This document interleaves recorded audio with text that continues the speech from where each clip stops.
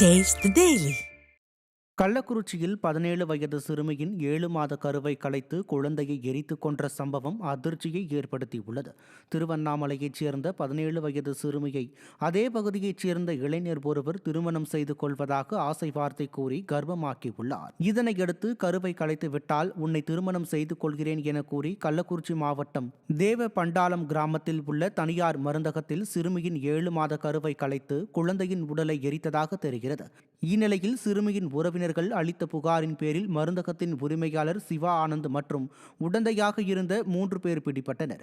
ஸ்டாலின் ஆட்சியில் சட்டம் ஒழுங்கு சரியில்லாததால் பெண்களுக்கு எதிரான குற்ற சம்பவங்கள் அதிகரித்து வருவதாக பொதுமக்கள் குற்றம் சாட்டுகின்றனர்.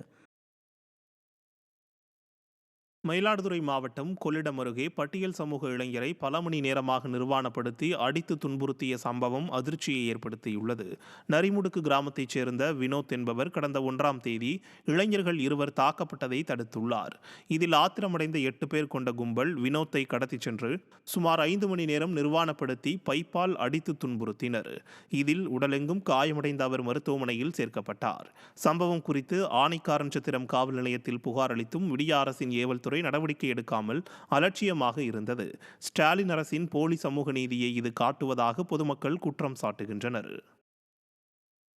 நீ எப்படி அடி வாங்கிட்டு நீ உள்ளே வரக்கூடாது, நீ உள்ளே வந்து அவனை அடிச்சுட்டு தான் வரணும், அப்போ தான் அவனுக்கு வேலைக்கு வர முடியும் அப்படின்னு பிஆர் சார் அவனை வந்து சொன்னதாக நான் கேள்விப்பட்டேன். ஆனால் அவரு தான் நேற்று நான் அடிக்கிறப்பே அவர் சில ஃபோனில் தான் அடித்தாங்க. இவர் என்னென்ன பண்ணலாம், அடுத்தடுத்து என்னென்ன பண்ணலாம் அப்படிங்கிற ஒரு வந்து கால் பண்ணி அடித்தாங்க.